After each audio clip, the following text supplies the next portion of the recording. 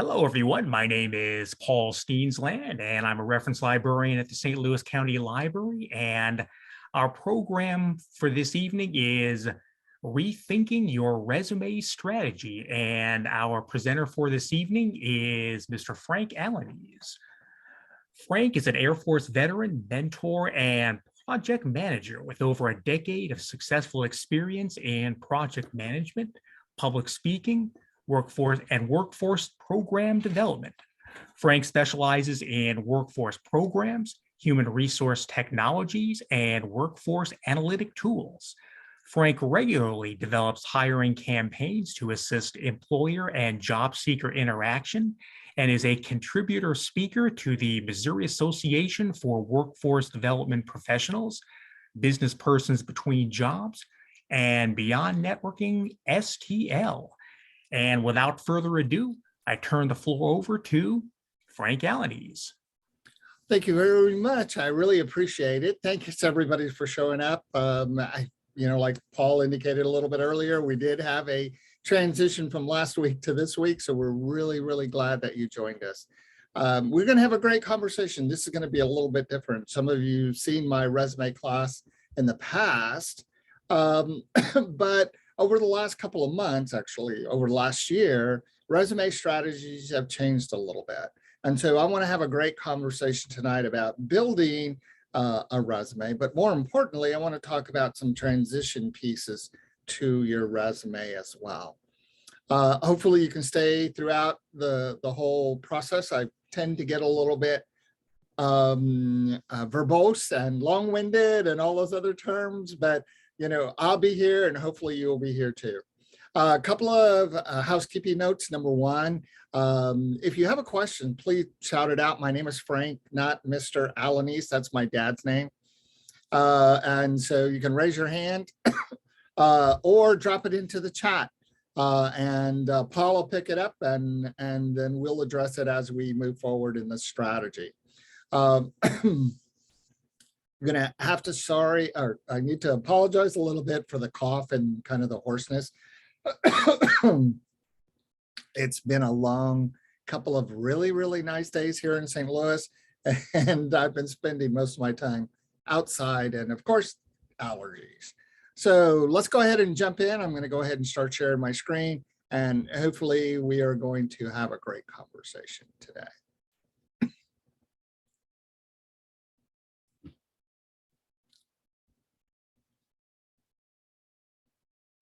Now just to let everybody know, I've minimized all of my video feed. So if you raise your hand, sorry, I may not catch it. So you may have to bump up your audio. So if you just hold your space bar down, it will unlock your audio. You can ask a question, let go of the space bar, and it'll shut down your audio again. So we're going to be talking today a little bit about your resume and actually look at how your resume can affect you getting a job. And then we're going to look at moving your resume to LinkedIn. Now, that's not quite what we're going to do, but that's the easiest way to describe it. And again, my name is Frank Alaniz, and I am an all-around nice guy. So today we're going to talk a little bit about hiring strategies, what employers are doing today. We're going to look at a resume review, and then you can, if you have a resume and you want to pull it out and kind of follow along, that's even better. We're going to talk about resume development, and I'm going to walk you through a better style of resume, in my opinion. And then we're going to look at how your resume affects your LinkedIn or your LinkedIn affects your resume. And then we're going to look at a little bit about how to use your resume to find a job on LinkedIn using some job search strategies. Most large companies rely on a talent acquisition team made up of recruiters and or sourcers.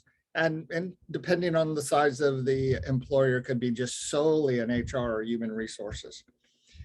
These recruiters are in-house or preferred vendors. In other words, I'm right now working with an organization and I'm one of their preferred vendor recruiters. where I find individuals for their high-end IT positions, or third-party individuals who actively recruit individuals for in-house. So third-party individuals can be an independent contractor. They find the right people and then essentially market you to that employer. And then hopefully the employer will pick you up. Sourcers are individuals who actively source or find individuals within a specific niche, a hard to find position. And that's kind of what I'm doing. I use Google Scripts and the job position. And what I do is I find people to as specifically as I can to fit that role. And then I'm the one that does the first interview. And then I will pass them on directly to the employer if I feel that they're a great fit. Most of these roles can be interchangeable depending on the company's internal structure. So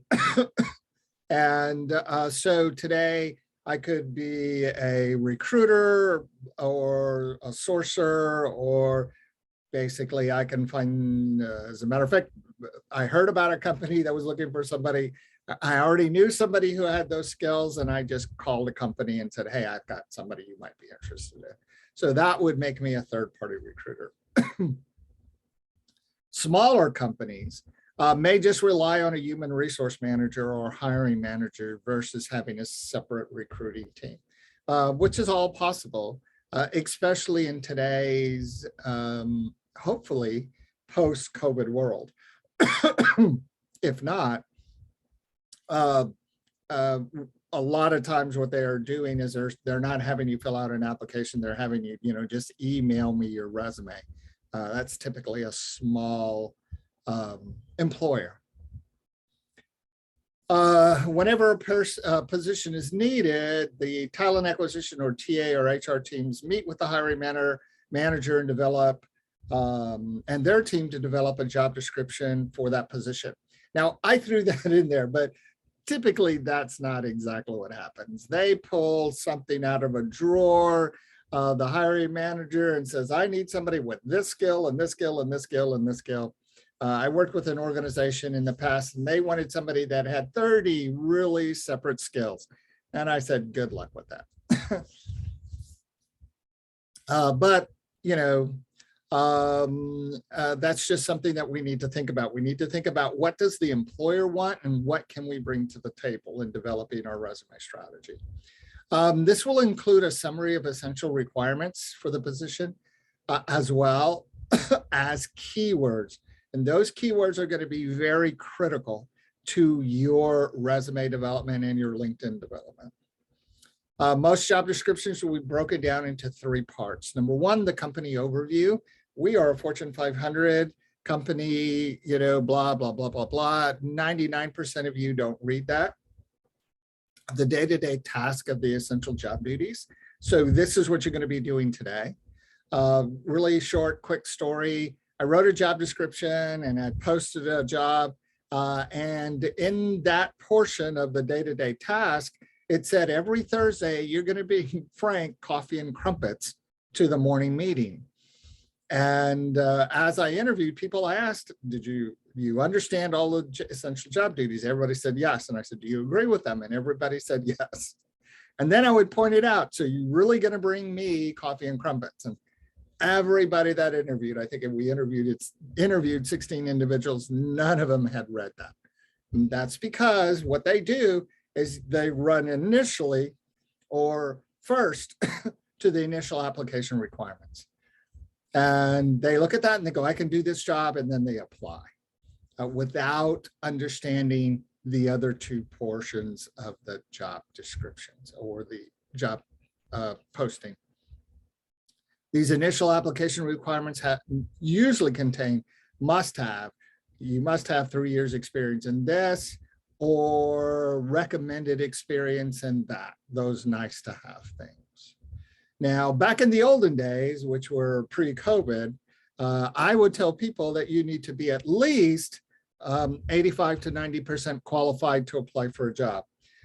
Today, not necessarily post-COVID, but in today's COVID world, my recommendation is you need to be at least 70 to 80% qualified to apply for the job. Employers are willing to train today, where back in the olden days, again, post or pre-COVID, they weren't necessarily willing to train as much as they are today. Essential functions are the basic job duties that everyone performs or have the ability to learn those essential. Many companies list these as must-haves or nice-to-have requirements. Must-haves are essential to the job position. Most of the time, if the employer gives you 10 things that are must-haves, you've got to be close to 8 of those things before applying. So that's like 80%. Nice-to-haves are not necessarily required, but they will enhance your ability to get the job. Recruiters like myself, I'll utilize the job description as a guide when finding potential candidates. And we're going to talk about how I do that towards the end.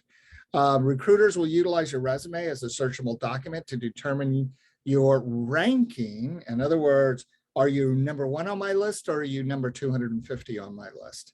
On how well your resume matches the entire job posting. Oh, I see a typo error here. But don't worry about matching 100%, because typically these job postings are written based on somebody else that had been doing that job for a year, 5 years, 10 years, 12 years. Just like I was talking to you about the company that had this job posting with 30 specific requirements. It was based on an individual that had been in that job for 10 plus years and then had all of those requirements. And then that individual moved to a new company. So when I talked to HR, I said, so why did you let this person move? And they said, that was not even in our realm.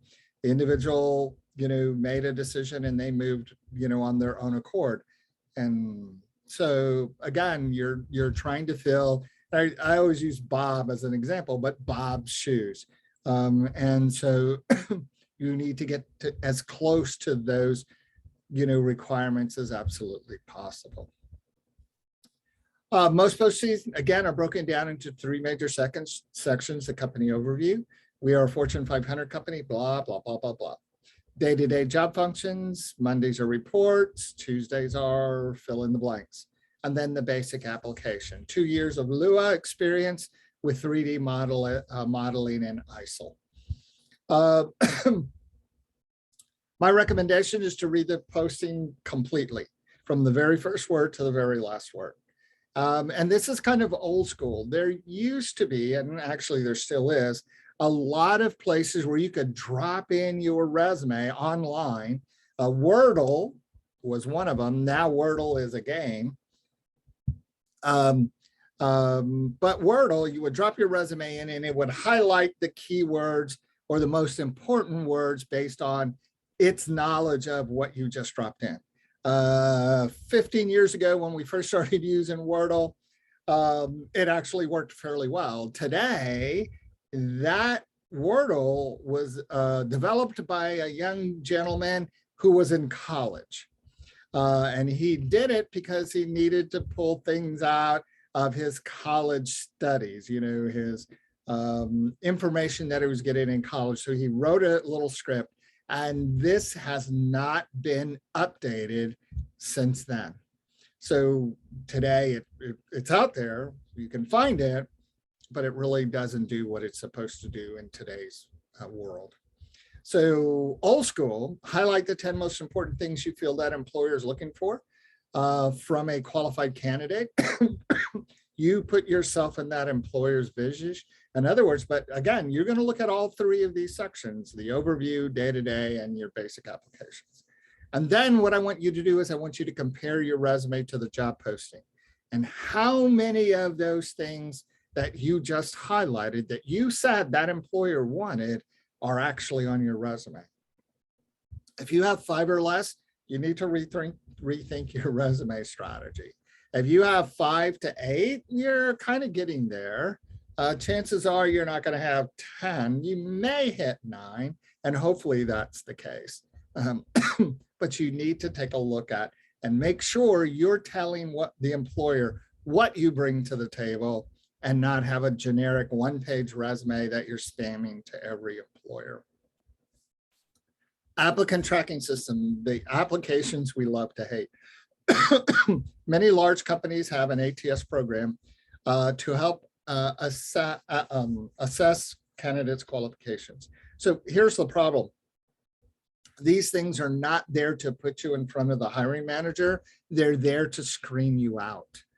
The ATS will convert your application and resume into a digital profile, which then ranks your overall match to the job posting. Recruiters search these profiles for potential matches that meet the job description's qualifications.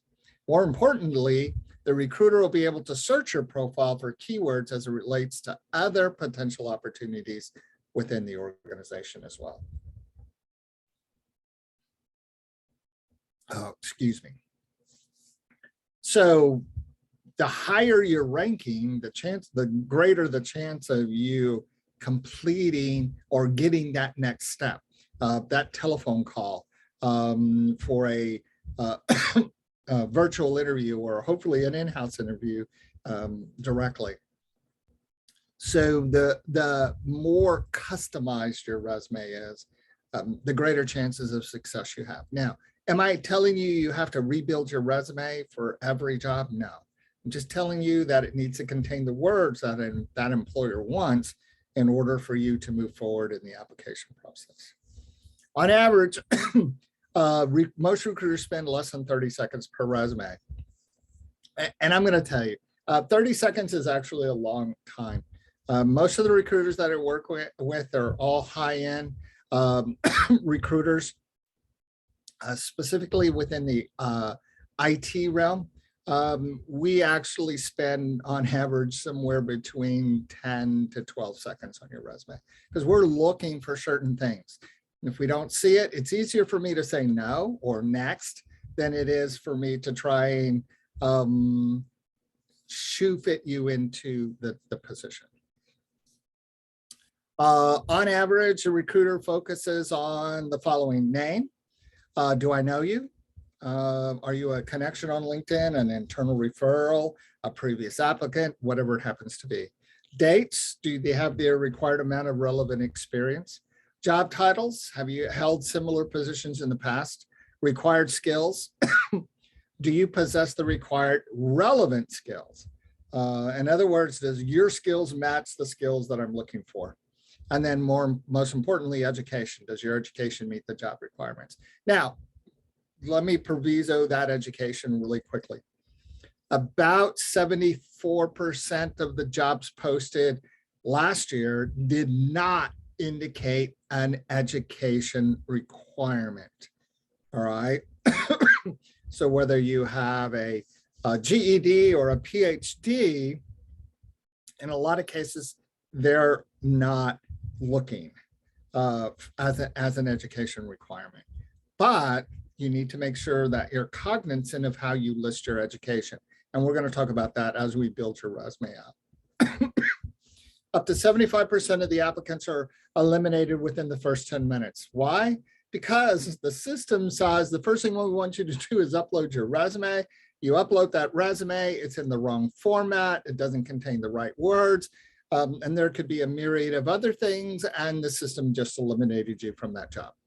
So the next 2 hours of you going click, click, click, click, click, click, click, click doesn't mean a whole lot, because you can't correct what you've already added.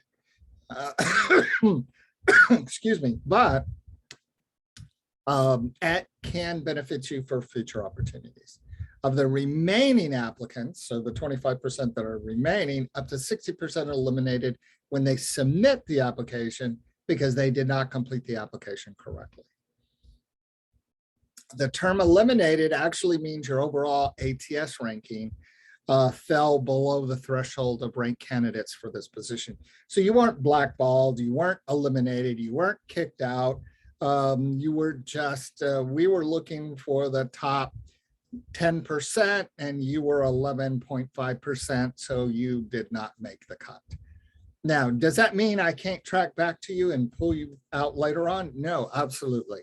And I've done that many a times before as a recruiter. Does it mean that you're wholly eliminated? No. I need to tell you a little secret here. You're the only one that can say no. I, as a recruiter, or I, as an employer, can say, no, you're not really a great fit for this opportunity, but I'm not eliminating you from any other opportunity that I have. But you are the only one that says, no, I do not want to work for you or your company, which I personally have done in the past as well. But you have to understand that process. ATS programs should generate a thank you email indicating you were successful in completing their application process. Now, everybody goes, oh, I got this little note from the company and I'm in there. No, what you got? A note from the company say you've successfully navigated their online application. It doesn't mean that you're moving to next steps at all. I had a young lady that I've been working with over the last couple of months. She submitted the application. She immediately got a thank you very much. We really appreciate you, blah, blah, blah. She called me up. Frank, you know, I finally got into ABC company. I said, oh, okay, great. You know, what's going on? Well, I got my thank you letter for filling out the application. And while we are on the phone, she got her rejection letter saying, oh, we're going a different venue or a different way or whatever it happens to be. And so many people are confused, and I can understand how that is, but just keep in mind that little thank you note indicates that you've completed the application process. But here's the rub. Number one, if you don't get that note, you've done something wrong, possibly, because there's something wrong with your application. Maybe you didn't complete it, you didn't answer all the questions correctly, or you're missing something. And so the system is waiting for you to go back and complete everything. So just kind of keep that in mind if you don't get that little stupid little letter that says, thank you very much. No one will ever call you. And so just keep that in mind as you're filling out applications. Let's talk about resumes. My resume is just a list of things I really never want to do again. And that's true for most people. I talk to people almost every day, and what I'm getting from them is, I'm changing jobs. You are. And I said, that's not a problem. You know, you need to change. So send me your resume. And I look at their resume, and all it talks about is what they used to do. And nowhere on that resume is what they want to be when they grow up. And so this is very apropos to today's conversation. So let's talk a little bit about resume types. Functional resumes. These are very old school resumes. They're great for like high school students or entry-level college students. Typically, they're industry-based. When I'm working with high school students or I'm working with college students, you know, I am going to, you know, create a customer-focused resume, so a customer service style resume. It's based on limited skills and experience, and typically, not all the time, it's entry level. There are some times when you would need, let's say you have 5 years, 10 years, 25 years experience, and you would use a functional resume to overcome lack of skills in a specific area. A chronological resume, that's for long-term employed individuals. Now, that's typically the resume that I see every day. But it's more focused, again, not to long-term unemployed, but the long-term employed style resume. It's preferred by experienced HR and recruiters.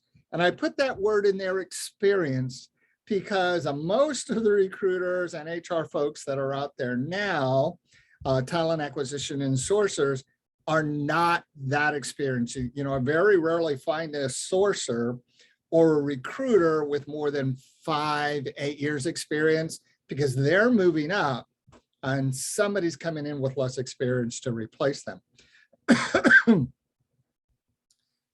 A hybrid resume, and this is a skills-based resume, and that's what we're going to be talking about today.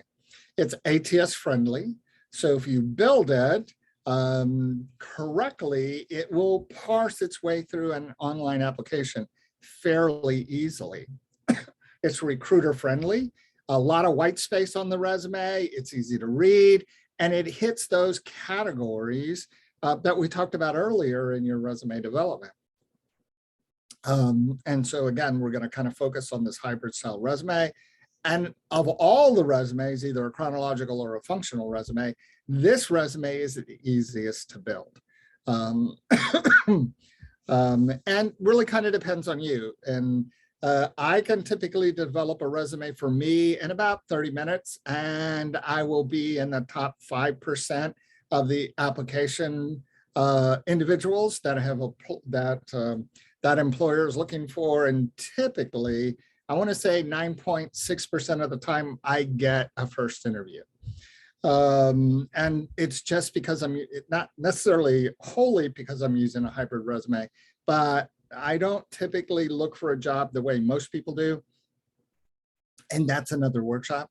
But I do use this hybrid based resume, which works extremely well in the online application process. So we need to talk about cyber-friendly resumes. I need 5 elements to steal your identity. And the number one thing is your name. And obviously you cannot remove your name from your resume. Address, I need your physical address in order to steal your identity. Excuse me. But I don't need a physical address on your resume. Some people will put like St. Louis, Missouri, or they'll put, Chicago, Illinois, and I typically don't care. But again, I'm looking at kind of cyber friendly resume, so I'm not going to put anything because people go, well, how do you know where I'm going to live? I'm going to put it on my online application. That's why. Home phone. Not many people still have a home phone. I don't, but there are some that still do. A home phone is connected to a physical address, so your home address. Use your cell phone. Your cell phone is connected to a provider, not an address. And so always put your cell phone on there. The other thing is don't list telephone number and then the telephone number. Everybody knows what a telephone number is. Just put, 314 99 99 99 whatever it happens to be. All right. No labels on your resume. Make sure your voicemail is appropriate. That's probably the biggest problem that a lot of people have is they have a very cute resume or voicemail. And remember, you're looking for a job. You're a professional looking for a job. So make sure your voicemail is appropriate. Email address. Make sure that it's appropriate as well. And make sure that your email is up to date. And now here's a little proviso. If this is the same email that you use to do your banking, to pay your bills, pay your credit cards, it's got all your personal information associated with, you've just given me the golden ticket. Now with this and the next element we're going to talk about, I can find you and grab your personal identity and make it my own. It's really simple with all this information. My recommendation is you have 2 email addresses. Number 1, you have an email address with just your personal information. It's connected to your bank, your credit cards, your car payment, whatever it is. And that is not to be used for anybody else, just that. The second email is your email that you can disseminate to the world because it's not associated to anything. Now, my recommendation, if you still only have 1 email address, my recommendation is to go out and create a new email address, not similar, but different than this email address. You can say use Gmail or Yahoo or whatever, doesn't matter to me. But then migrate all your personal information to that new email. Okay. And then you have your email address here that you can share with the world. All right. And the reason I'm saying that is that first sole email is already out in the world. And so you want to make sure that you update your personal email address. Make sure that, again, just like your voicemail, that the email was appropriate. And then, of course, your security questions. And so steal your identity. It's really simple. Security questions. You answer, what is your name of your dog? And it's Fluffy. I find you on Facebook. I see pictures of Fluffy all over the place. Now I have your security question. So again, we need to name, no address, cell phone versus home phone, an appropriate email address and voicemail, excuse me. And then I would consider looking at my security questions out there. Now, everybody has a summary. Back in the old days, on your resume, you would actually put an objective statement. An objective statement today is not ATS friendly. As a matter of fact, we do have some online applications that will reject your resume because it has an objective statement. In your summary, you can actually add keywords that are associated with the position so it can increase your skill word account or keywords account. And then you're going to make your summary technical versus soft skills. And so I want to know what you can bring to my table versus what you've done for somebody else. If your relevant skills and experience or education are hard to find at a glance, your resume might as well be blank. Again, if I'm squaring your resume down and I'm giving you your full 30 seconds and I don't see what I need to see, it's easier again for me to say no and move to the next person in line. Focus on making your resume easy to read. Again, that's why we're looking at a hybrid version. You make it easy to read and a lot of white space. Maximize the first page of your resume. Back in the olden days, you know, I had a 10-page resume. And that's because a lot of my skills are IT focused. Today, my resume is actually only 3 pages long because I'm 111 years old. The stuff I did 20 years ago is no longer relevant. And that's what you need to think about. What are your skills relevant today versus are they 10 years old, 15 years old, or 20 years old? And in your summary, what we want you to do is craft a 4 to 6 bullet points in a paragraph style. In other words, what I'm not looking for is full blown on sentence. I'm looking for a bullet point with a period, and then a bullet point, but without the little bullet point as your next sentence. Nice and focused. No more than 5 lines, not sentences, but lines long, because we want to maximize the space on your first page of your resume. And what you're doing is shooting for statements that clearly illustrate what you bring to that company over anyone else. Back in the old days, we used to hear about, oh, I worked for Boeing, and I worked for Nestle, and I worked for AB, and I worked for blah, blah, blah. And so everybody wanted you to work at someplace else. And today, most people really don't care. They want to know what skills you bring to the table. And by the way, I've worked for all of those companies, so that's why I was using them as an example. Next thing that we're going to do is we're going to look at a skill section. Most ATS require skill section. It could be only 3 skills. It could be 5 skills or 20 skills. It doesn't really matter. But we want to align the skills based on your industry if you're an entry-level individual, the job description based on if you're a professional. And then what I need you to do is to rank those skills based on your technical skills. So the skills on the left side of your page are going to be those that are required by the job. Those on the right side of the page are going to be the skills. Excuse me, I am so sorry for coughing every 30 seconds. Are your soft skills. I'm resilient. I'm a team player. And those are not necessarily the weaker skills, but they're not skills focused to the job. No more than 20 bullets for your skills or 20 skills. Prioritize skills based on the job requisition and relevancy. And again, we're going to move across left to right on your resume. Do not create a laundry list of skills that have no relevance to the position that you're applying for. And I've seen that. I've seen resumes that at the end of the resume, there's an alphabetical list of skills, which is perfectly okay, but it doesn't resonate with recruiters. And then rank your skills again based on relevancy. And let's see, we've said relevancy 1, 2, 3, 4 times on this slide alone. And so again, that's what we're kind of key on.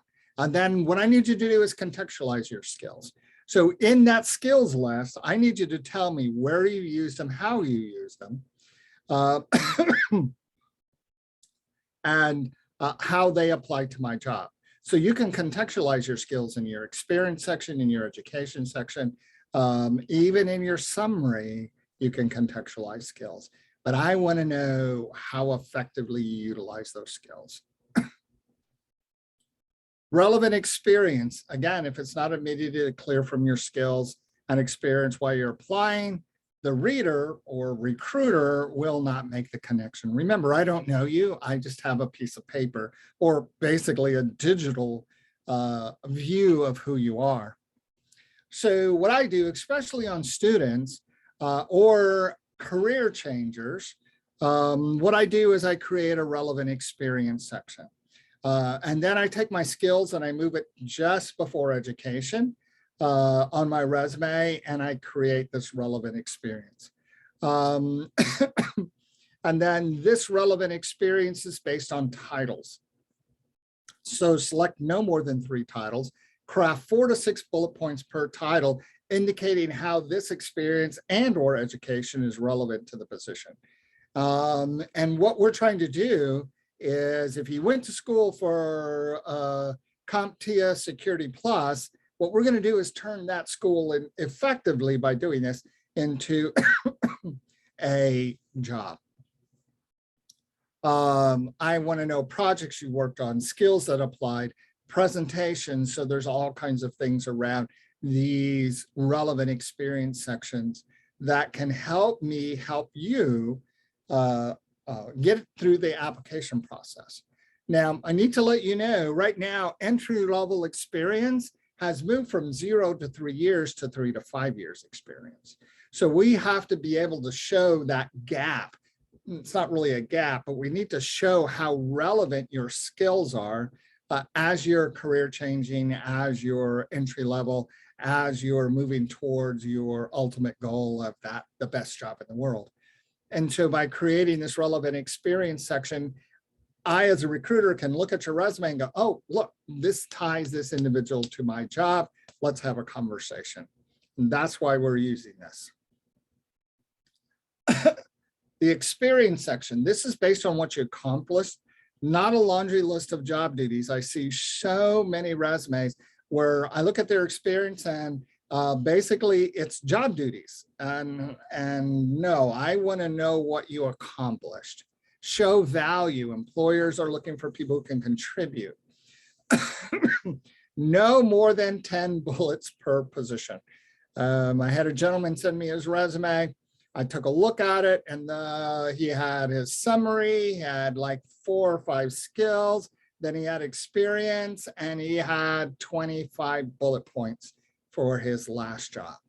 And then another 25 or 30 I stopped counting, bullet points for the job before that. So you ended up with a 4-page resume, and it was basically a laundry list of job duties. Long-term, rank the bullets from most relevant to support for this position. So when I'm listing 10 bullet points, what I'm going to do is I got to make the top 6 relevant to the job and the last 4 in support of the job. And so making sure that my skills are relevant to that employer's needs. Long-term employed, I have a lot of people that say, well, I have to show that I started in 1492 because I've been with that company since then. No, you don't. I want to know how relevant your skills are. So where were you 10 years ago? That's where your resume and possibly your LinkedIn need to start. In some cases, you can go back 15 years as long as the information is relevant. Okay, so that's what we need to consider. Start at that point on your resume. And if you need to add additional information, create an additional experience section after your experience section. Give me the job, give me the name of the company and the job title and nothing else. But that job title has to be relevant to the job. Okay, so I had an individual create an additional experience, and the last 3 jobs he had on there just said manager, and assistant manager. That's what his job titles were. Now, this person was applying for an entry-level computer job, IT job. So those 3 job titles meant nothing. But he wanted those employers on there because they were large companies. Okay, it's entirely up to you.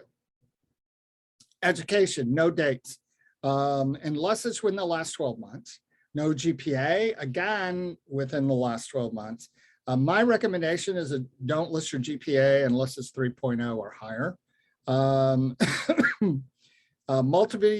Multiple degrees, list only degrees relevant to the position. You will be putting all the rest of those degrees on the online application.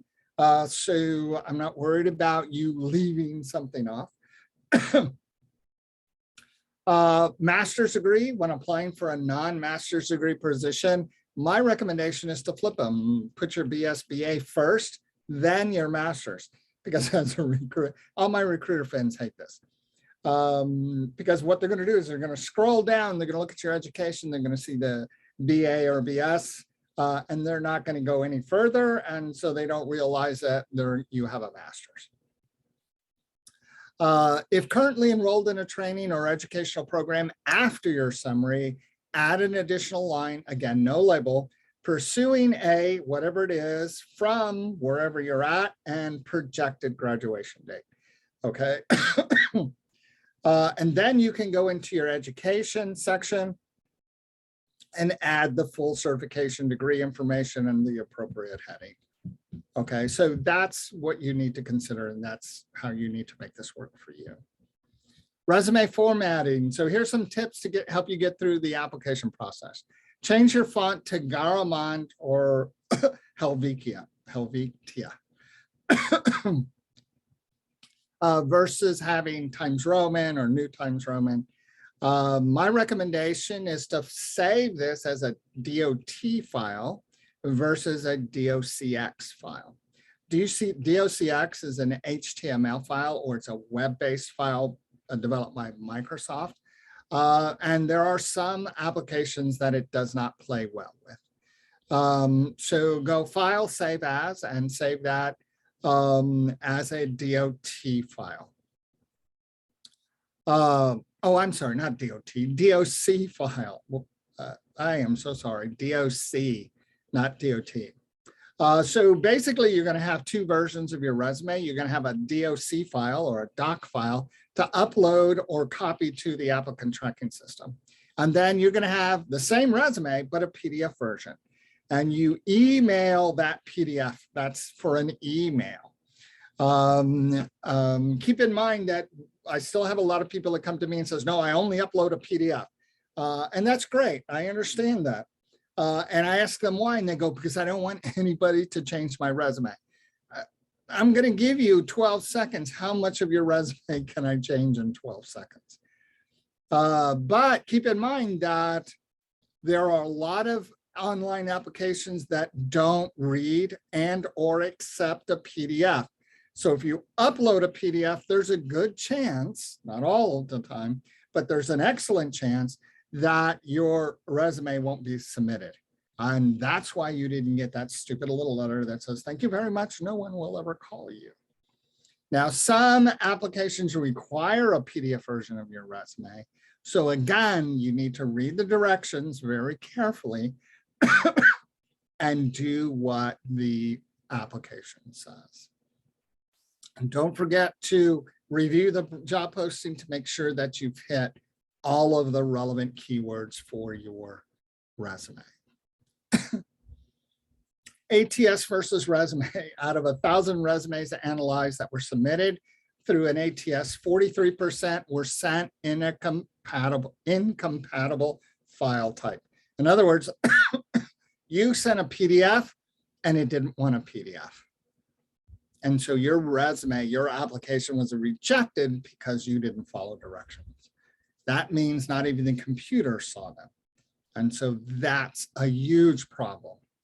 You need to ensure you're using Word, DOC versus DOCX file, and which seems to be universally accepted, that DOC versus DOCX. And of course, you must include keywords that are specific to performing your job. But that's a huge number, 43% of you who are sending an incompatible file. We've talked a lot about resumes. We've talked about hybrid specifically, kind of giving you an idea of how your hybrid should work. If you'd like an example how to build a hybrid resume, connect with me on LinkedIn. I'll give you my LinkedIn URL at the end. And I will be more than happy to send you how to create a hybrid resume paper, workbook rather, to help move you through the process.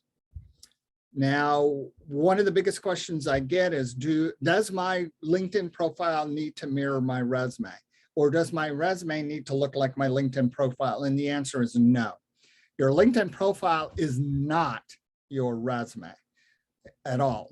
I mean, it's close, it's comparable, but they are not the same document. Your resume is your technical skills and competencies as it relates to the position you are applying for. Your LinkedIn profile is you as a person to include all your skills and competencies. So if you're applying for a .NET programmer position, but you're a carpenter, you wouldn't put a bunch of carpenter information on your resume. But on your LinkedIn profile, you can talk about your .NET experience and your carpenter skills and how they apply to IT in today's world. And that would be apropos and perfectly acceptable. And again, while parts of your resume and your LinkedIn profile are interchangeable, they are not one continuous document. So we need to think about how we can transition from our resume building to our LinkedIn profile building. So before we get started a little bit on jumping into LinkedIn, I want to give you some how recruiters use LinkedIn. And this is from my world as a recruiter. The average time I spend on LinkedIn, on a LinkedIn profile, is about 30 seconds. And it's a little bit longer than a resume, and I'll probably be close to that 30 seconds. Remember how recruiters, again, when I see your profile on LinkedIn, I found you. I've dropped in a script in LinkedIn and your name came up. So now I'm looking at your profile. Now, keep in mind that I can see a majority of your profile without actually you knowing that I'm looking at your profile. Have you ever seen someone has seen your profile outside of LinkedIn? Well, typically that's a recruiter. Okay. And so when I'm looking at your LinkedIn profile, what I'm trying to do is determine next steps. Do I need to have a conversation with you or not? So again, I'm going to look at your name. Do I know you? Are you a LinkedIn connection? Again, the very same thing as the resume. Your headline, I want to know what you bring to the table. I see LinkedIn headlines all the time that says, I'm seeking my next career.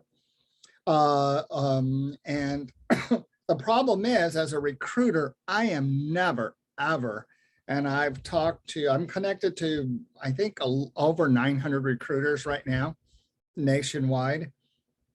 And I've never, ever seen a recruiter goes, oh, I wonder who's looking for a new career today. And so I'm looking for somebody that has skills and attributes that I need for my particular position. Job title, have you held similar positions to the one that I'm sourcing for?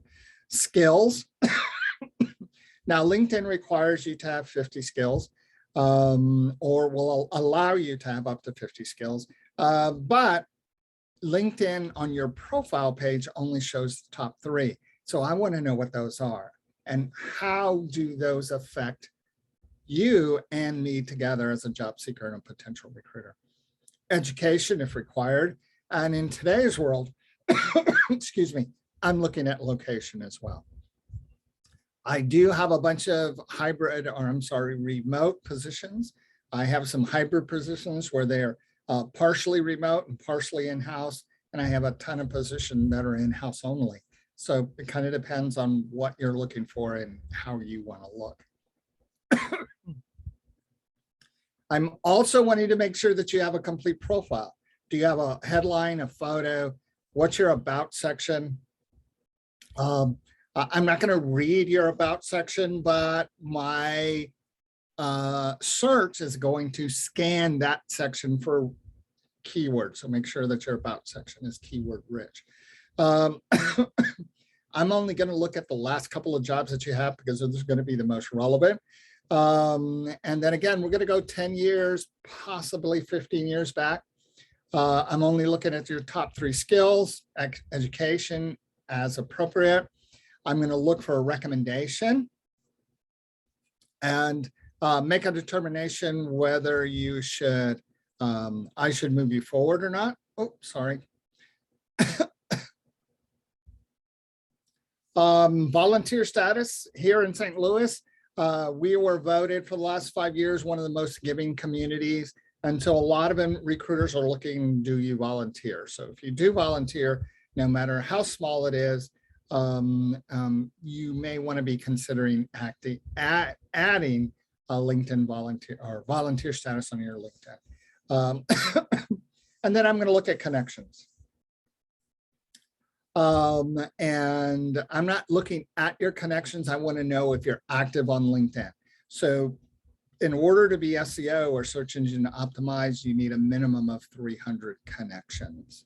And so that's one of the things that I'm going to, actually LinkedIn gives me that when I find you anyway. So not really looking, I am just observing that you have 300 plus connections. Recruiters will build a search string to find the right candidate, and I do that all the time. And I teach that as a class, and maybe we can bring that in the future date. These search strings are based on skills and qualifications within the job posting, and they're real simple to do. They're real easy, and I use them all the time to find the right people. More importantly, I use them to find the right job. In order to be found for the perfect job, your resume, your LinkedIn profile, or job board registration, such as an Indeed, ZipRecruiter, or Dice, must contain the words that employers are using to find you. And some people go, well, how do I find those words? And we kind of talked about it a little bit. My recommendation, again, is to go old school versus using those online word finders. They are, most of them, I know one that is being kept up to date, but it's you got to pay me to use it. So I don't recommend it very often. But my recommendation again is to do old school. Go to your favorite job site, Indeed, LinkedIn, Dice, whatever it happens to be, and find 15 jobs that you would love to do. And then, as we talked before, for your resume, read the posting from the very first word to the very last word. Highlight the 10 most important things you feel that employer is looking for, and then compare those to your resume to determine how many of those keywords that you have on your resume.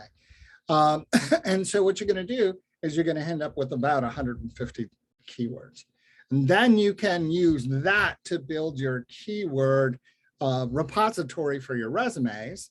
More importantly, you can use those keywords to add to your LinkedIn profile, again, to make you SEO or findable on LinkedIn. Networking, the number one way to get a job has been and always will be networking. Networking made simple, and I can't make this any simpler than this. Tell everyone you're in the job search mode. Tell friends and family, tell church members, any group, your golfing buddies or your tennis buddies or whoever it happens to be. Now, my recommendation is that you have a simple explanation of what job you're looking for. You don't need to get all technical.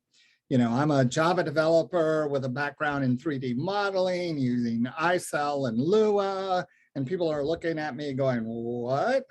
Versus, hey, I've got a whole rack of 3D printers and I'm looking to build 3D prototypes. And, oh, okay, yeah, hey, I have a friend of mine that kind of does the same thing, and that's networking. Update your LinkedIn profile to indicate your job status or not. Maybe you're currently employed and you don't want your employer to know that you're looking, and that's absolutely fine. Connect with people on LinkedIn. That's networking. Connect with people who are in the field or the industry that you're currently sourcing from. And, you know, I have a young lady, a friend of mine who does this consistently. She tries to make at least 2 new contacts a week. And then she asks for a 10-minute, conversation about their job, what they do, how they do it. And that's helped her tremendously with her job search strategy.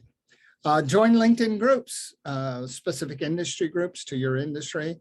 Or if you haven't done so, join St. Louis Job Angels. That's my LinkedIn group. And we are about 8,000 strong. Right now, roughly about 6,000 are active.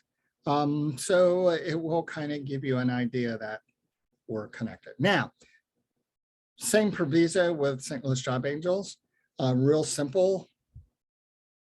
There's about 1,000 HR, talent acquisition, recruiters, sourcers on Job Angels, and they post jobs there every day. The next thing I need you to do is I need you to build the right network. And this is my network. Oh, it's fuzzy. I'm so sorry. And you can see here's my professional network, my business network, my IT network, my employment network. Those of you who are looking for a job may or may not be one of those little green dots. My career managers. These are people who I've connected to that are workforce development professionals within business organizations, career strategists, individuals like me who are recruiters, who help people move their career from point A to point B. Talent acquisition, you can see they're spread out through the entire network. And of course, I'm still on, I think, 4 boards now, down from 12. But it gives you an idea. You bring this strategy to the table. This is my networking ability. Next steps. And so a lot of times I use LinkedIn, I use Indeed, and I use Dice to find people. And the people that you want to find are recruiters or talent acquisition or HR. And so I wrote a little script. And what I do is I copy and paste the script and I dropped it into LinkedIn, and it gives me a list of anywhere from 2,000 to 10,000 recruiters. If I do a nationwide search, I'm probably closer to 10,000. If I do a local search, I'm somewhere between 1,000 and 2,000 individuals. So this is the search string that I use on LinkedIn, and it works really well. And if you haven't taken a screenshot already, please do. I'll give you just a couple more seconds, but I'm going to tell you this works real easy. Now you put it in verbatim, just as it's written, including the quotes, including the parentheses, including the caps where it says or, that's got to be capital, and it works extremely well. And it helps me find people on LinkedIn. Um, so we have next month, and Paul's going to talk about this in a little bit, but we do have next month an advanced LinkedIn programming class coming to a library near you. Actually, this is going to be Paul and I are working on this diligently right now. We already have a date and time set up. Paul, I'm going to let him talk about this. If you'd like more information or if you'd like to connect with me, you can go to linkedin.com/in/Frank Alaniz and connect with me on LinkedIn. I'd be more than happy to have that connection with you. Now I'd love to get into a short Q&A. Excuse me. I'm going to stop sharing my screen. Bring everybody up. And let's check the chat real quick. Okay, let's have a look, Frank. That was wonderful. Thank you. It's really shown me, number one, how resumes have changed even post-pandemic, if we can talk in those terms, but also has let me know how out of date my current resume is and how much work that I need to do to improve it. That's perfect. So let's take a look. Oh, go ahead. Sorry. No, go ahead. Okay, let's take a look at the questions. First one is from Lynn. What is a great format for this email? And she gives some examples: ABC Johns, Alan Johns, etc. How should we be creating our email format? Email is very, very subjective. My recommendation is first name dot last name. If that's taken, first name dot last name and a series of numbers that is not related to your world. Don't put 123. Don't put 1852, the year you were born. Just a series of numbers behind that. But typically, you can go, so lynn.porter@gmail, at Yahoo. I would try and stay away from like AT&T or Charter or those pay services. Why? It's just that the day you stop using that service, the day your 10,000 emails that you've archived for the last 5 years are gone. Because they no longer have a responsibility, but it's entirely up to you. Okay, hopefully that answered your question. Makes sense. Thank you. Jennifer is asking, how should we list our LinkedIn profile on our resume? Really what I do is I'll put, just like on the last slide, I will put linkedin.com/in/my URL, whatever it happens to be. I never put www because, first of all, it doesn't mean anything. It used to mean World Wide Web. And all it does is it turns that into a link. I really prefer not to put links in, but you kind of decide from there. But again, linkedin.com/in/your LinkedIn URL, Frank Alaniz. Okay. Okay, thank you. Lynn is asking, what if you have been at the same company and basically the same position for the last 10 years? That's fine. So what have you done over the last 10 years?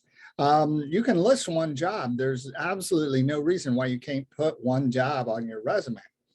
I spent 20 something years in the military and 30 something years with the state, and now I'm a consultant. And so what do I have on my resume? The consultant job. And then I have additional experience. I have state of Missouri, workforce development professional, recruiter, blah, blah, blah. And then, United States Air Force, and I was a human resources manager and recruiter and IT person and blah, blah, blah, blah, blah. But, I go into what I bring to the table today. So that's what you can do, Lynn. Just make it as simple as possible.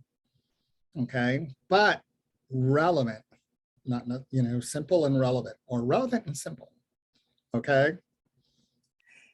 I think if somebody did a keyword search searching for words used in this presentation, relevant slash relevancy, or just relevant with a little asterisk at the end, would probably be number one. Absolutely.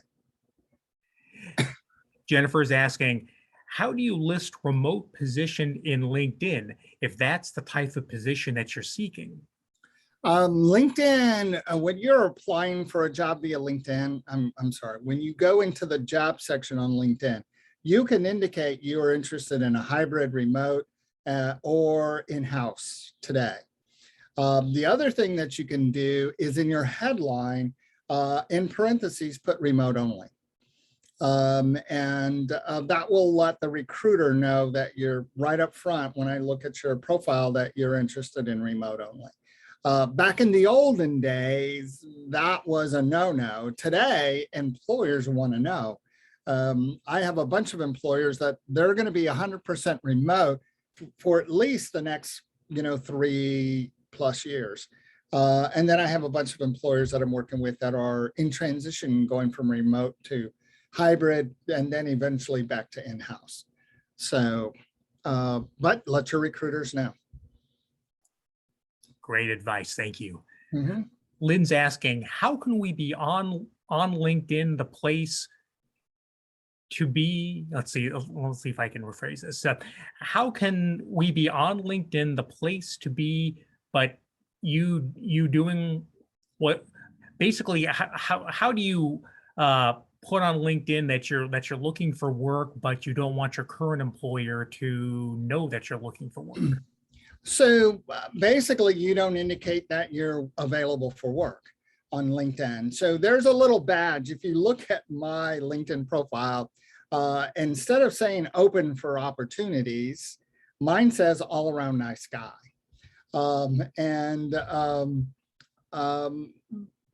Just don't turn on that little badge thing that you're open for.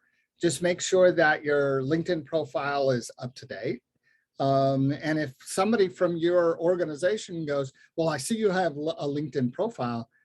Yeah, so, do they come up to you and go, oh, I see you have a Facebook page? Yeah, so, it doesn't mean you're looking. It just means you're staying current with today's information process. Okay. Makes sense to me. Mhm. Jennifer is asking, how do you find the specific recruiter who posted the job on LinkedIn if their name is specifically not listed on the post? So what I do is I use that script that I just showed you, and then I go to the company and I look specifically for that company. 9 times out of 10, I'm going to get anywhere from a small company. I may get 1 or 2 individuals, to a large company like Boeing, 60 recruiters, talent acquisition. And then I look at the job posting to determine where it's at. So if it says that you're going to be part of the mental health program, then I'll look for a recruiter that's within the mental health program. And that will get me close, if not exactly, to the recruiter that posted the job. Most of the recruiters today are very cognizant of being ghosted because they've ghosted us and now we're ghosting them. And so they're willing to share your information with their partner recruiter. So you get to, let's say they have 4 mental health recruiters. You can then reach out to one of them. May not be the correct one, hopefully it is. But if it isn't, they will forward your information to the correct recruiter. Just make sure that you have the job name, or the job name and the position number in your connection with that recruiter. Okay. I'm glad that question was asked, because that's one that I've had job hunters ask me during some of the sessions that I do. Mm-hmm. And I'm not always sure how to answer that question. So really appreciate you asking the question as well as answering it. Jennifer is asking, if this video is posted on YouTube, your employer may find out that you're looking for a job. Is this going to be posted on YouTube? The answer to that question, Jennifer, is yes. This will be on the St. Louis County Library's YouTube channel. I've had that question come up many times before is, oh, you're posting this. Will my employer be able to see this? You can put this video pretty much anywhere. And if you've got a smart enough employer, and I use air quotes on that, they can find it.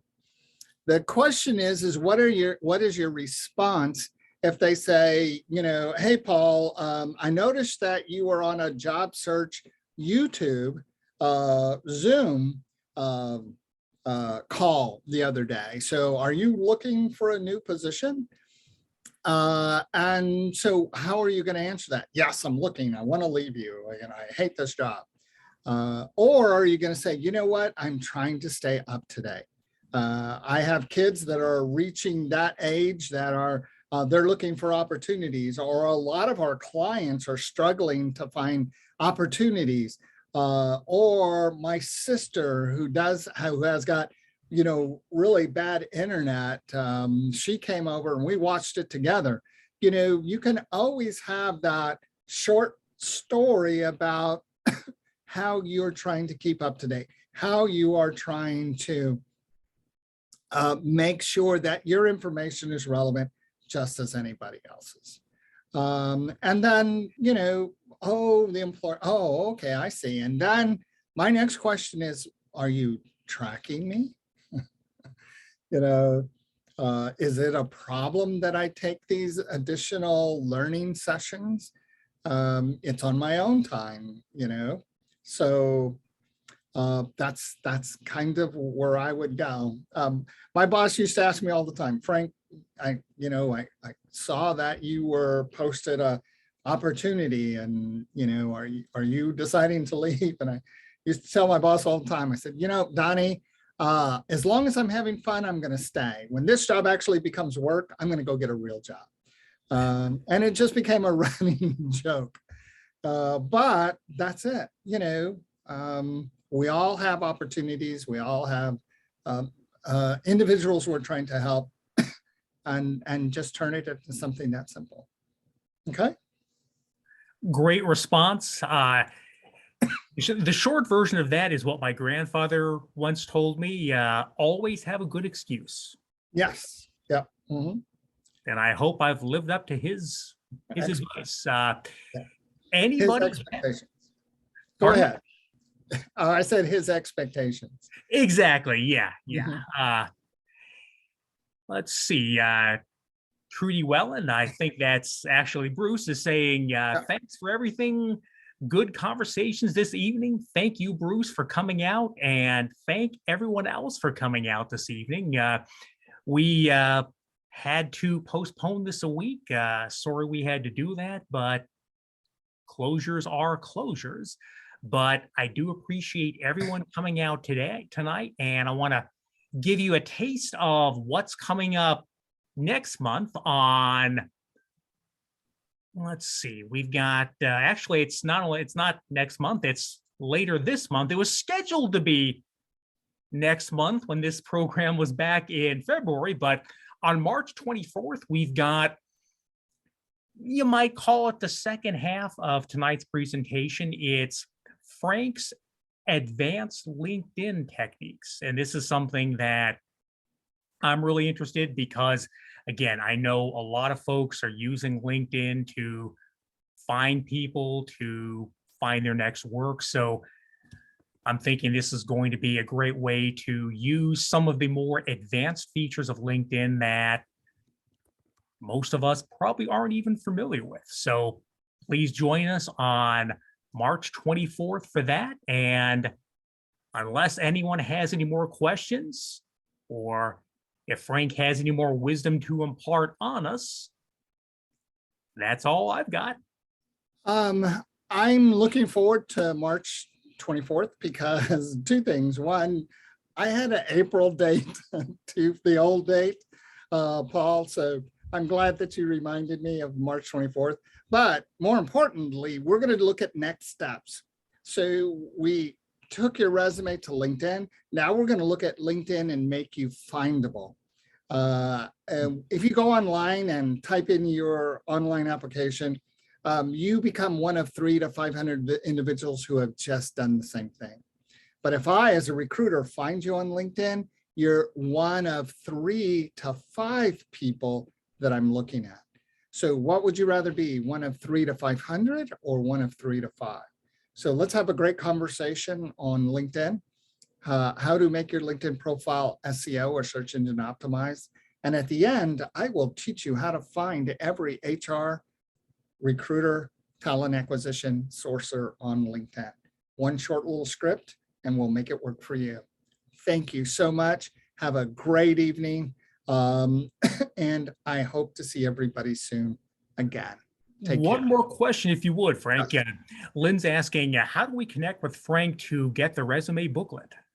Okay, if you're on LinkedIn, just find me on LinkedIn, send me a note, remind me that you were part of this profile or this program today, and we can start a conversation.